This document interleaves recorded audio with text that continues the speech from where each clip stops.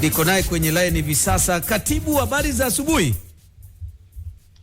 Salama, kwema Juma. Bwana kwema, unaendeleaje? Niko poa. Bwana, tuko na wewe live hivi sasa kupitia Crown Sports.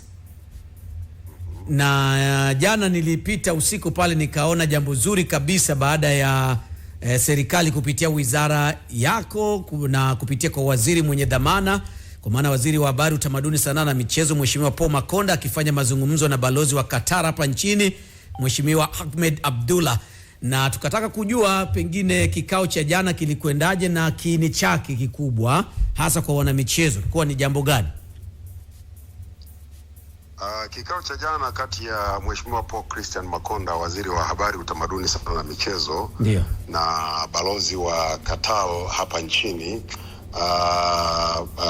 balozi wa Qatar hapa nchini, ni mwendelezo wa jitihada ambazo wizara inazifanya kutumia fursa mbalimbali ambazo tunahitaji kuzitumia katika ushirikiano wa Tanzania na nchi mbalimbali.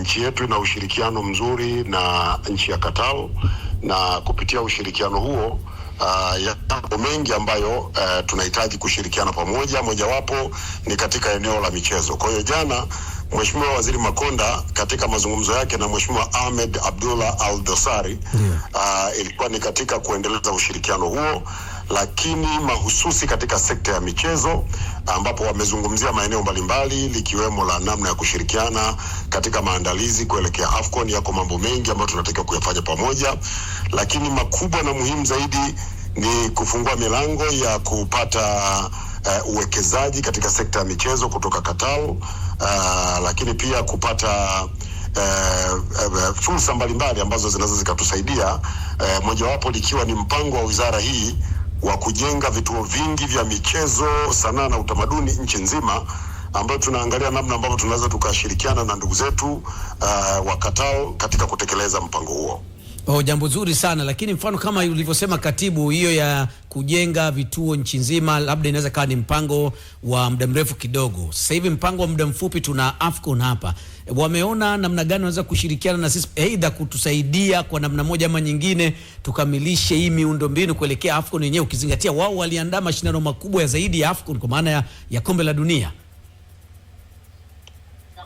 Bahati nzuri kwa miradi ambayo tunayo, ndio hatujafika mahali ambapo tunahitaji kusaidiwa, kwa sababu tayari tulishajipanga, tumejiandaa. Ndio. Na miradi inaendelea kutekelezwa, lakini hakuna ubaya kama katikati wakiamua kuja kuchangia kazi ambayo inaendelea. Lakini kama utakumbuka kwamba mahitaji ya AFCON ni sehemu tu ya mahitaji makubwa ya Watanzania ya miundombinu ya michezo. Kwa hiyo Mheshimiwa Waziri anafanya mawasiliano haya na wadau mbalimbali ili kupanua uwigo zaidi ya mahitaji ya AFCON.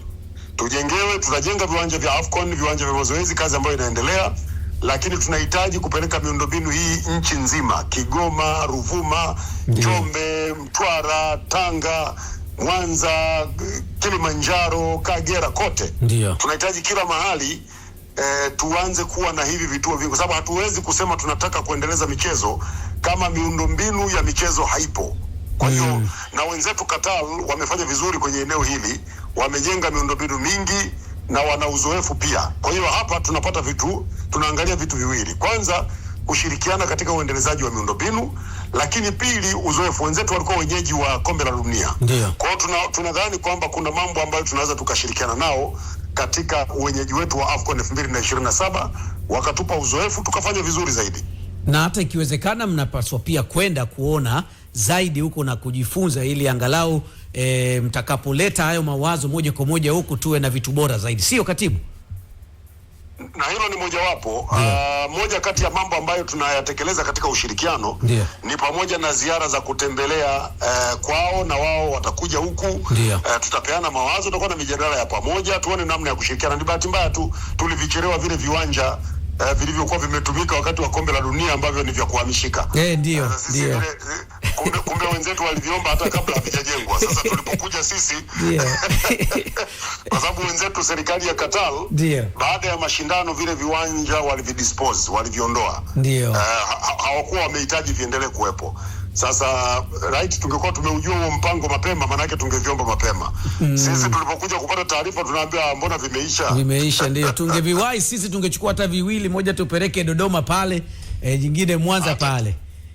Hata kingekuwa kimoja si haba. Si haba. Wasio na wasiwasi. Uwanja unajengwa na nusu saa iliyopita tulikuwa site. Okay. Kwa site anaendelea na ujenzi. Geredi sana. Na mara ya mwisho tuliongea ilikuwa kama 74% kama sijakosea. Bila shaka inasogea Hiyo ni Arusha. Unajua tunajenga uwanja Arusha na Dodoma. Kwa hiyo ni Arusha. Okay. Arusha sasa tuko 75%. Okay. Yuko katika hatua za mwisho. Mkandarasi ameshaleta vifaa vyote vya kufunga kumalizia. Na sasa hivi anaendelea na kazi ya kuweka paa ile roof. Ya uwanja pamoja na vitu vya ndani, mambo ya AC, umeme, maji, mifumo ya zimamoto, taa na nini, hizo kazi zinaendelea sasa kumalizia kwa sababu huu uwanja wa Arusha mwezi wa 7 unatakiwa uwe tayari. Ya Dodoma tuko kama 4% hivi. Bado tuko mwanzoni. Nguvu nyingi na sasa anaanza sasa ujenzi wa uwanja wenyewe. Na mtu mmoja aliniuliza, by the way mimi sijaenda Arusha, natamani niende nione mwenyewe, lakini mtu aliniuliza kwamba utaratibu wa barabara ukoje kwenda pale uwanjani, na wenyewe unaendeleaje? Barabara ambao ni wa kisasa kabisa. Tunajenga barabara 4 za kuingia uwanjani katika uwanja wa Arusha. Na bahati nzuri serikali tayari imesharidhia kutoa shilingi bilioni 85 ambazo zitajenga barabara za njia 4 kuingia uwanjani, njia 4 na maingilio zinasemaje? Njia 4 zitakazoingia uwanjani na kila njia itakuwa na njia 4. Sasa umeeleweka ndio. Kila njia itakuwa na njia 4. Hapo inaeleweka kwamba wameshawahi kwenda kwenye viwanja vikubwa. Ndio. Watu tunamshukuru sana Mheshimiwa Rais kwa sababu kweli kwa utayari wake huu. Kuna baadhi ya mambo unajua sisi ndio tunafanya haya mambo kwa mara ya kwanza. Kwa kuna vitu vingine vinajitokeza katikati ya budget, katikati ya mipango mingi ya serikali, lakini Mheshimiwa Rais Dr. Samia Suluhu Hassan anasema kwa kuwa tumeamua kuwa wenyeji wa AFCON tufanye. Sahihi kabisa. Kwa sababu Mheshimiwa Rais anatambua ziko faida nyingi. Watu wengi huwa wanaona mijadala. Watu wengi wanasema hii mnatumia fedha nyingi kwa ajili ya michezo tu wakati tuna mahitaji mengi. Huu uwekezaji ambao Mheshimiwa Rais anaufanya unakuja kutupatia fedha nyingi sana. Sahihi kabisa. Ni vizuri Watanzania waanze kubadilika. Tusidhani uchumi unajengwa na kilimo na madini na mifugo na uvuvi na nini tu.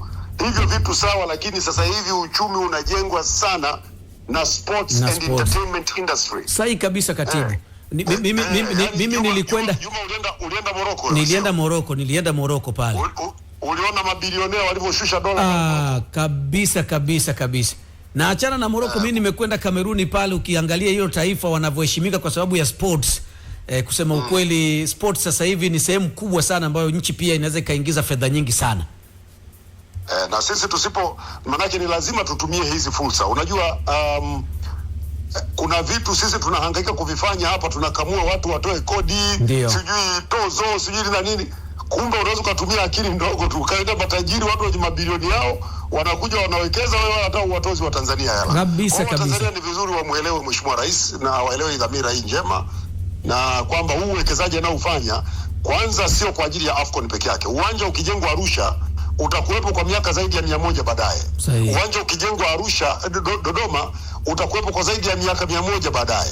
Kwa maana yake ni kwamba tutakuwa wenyeji wa AFCON, na baada ya hapo kwa sababu tuna miundombinu tutakuwa tunaweza kuomba AFCON zingine wakati wowote tukitaka. Tunaweza kuitisha mashindano makubwa ya All African Games ambayo nchi zote za Afrika zinakuja kushiriki. Timu kubwa hizo Manchester United, Arsenal, sijui Juventus, na ni zote hizo timu kubwa za Ulaya mnazojua zinaweza kuja kufanya pre-season Tanzania. Sahihi. Leo hii ukisema PSG waje wafanye pre-season Tanzania, unawaweka wapi? Ni ngumu sana. PSG ni timu moja. PSG ili ije kufanya kambi Tanzania inakuja na watu wasiopungua 500. Ni kweli. Hawa watu wote wanalala kwenye 5-star hotel, wanaacha shilingi ngapi? Na viwanja lazima viwe kwenye standard kabisa vya kufanyia mazoezi na kuchezea hata mechi za kirafiki, na wanaacha fedha nyingi. Lakini mimi wakati nasafiri na kwenda Morocco, nimesafiri na kwa heshima yako leo nitaposti picha yangu nikiwa na Andre Iniesta. Kwa kweli. Nimesafiri na Andre Iniesta. Andre Iniesta sasa hivi anaishi Dubai. Fedha zake alizozivuna huko kote alikocheza mpira huko, si Barcelona wapi, kaenda kuzitumia Dubai na pale kawekeza kwenye academy ya michezo. Sahihi kabisa. Amechukua hela zake zote kaenda kuziweka Dubai. Tukijipanga na sisi hapa, na Andre Iniesta ameshaonesha nia kwamba amesema amesikia kwamba Tanzania ni nchi nzuri, na atamtuma mwakilishi wake mwaka huu aje kufanya study, kufanya utafiti, waone kama wanaweza kuja kuwekeza Tanzania. Sasa wakifika hapa waone tuna kauwanja kamoja tu ka Benjamin Mkapa. Unafikiri watakubali kubaki hapo? Ni ngumu sana, ni ngumu. Wakienda Zanzibar wanafika Fumba kule wanakuta viwanja, wakienda Arusha tuna uwanja, wakienda makao makuu ya nchi tuna uwanja, lazima wawekeze. Watawekeza. Kwa hiyo wao wakiwekeza wanaleta pesa. Lakini kitu kingine kikubwa na muhimu, tunajenga viwanja vya mashindano vya AFCON. Kila uwanja mmoja unajengwa na viwanja vingine. Tumeamua tutajenga viwanja ambavyo sio tu vya mazoezi, lakini vitakuwa vinaweza kutumika kwa mashindano madogo. Maana yake ni nini? Tunakwenda kupanua wigo wa vijana wetu kushiriki katika michezo.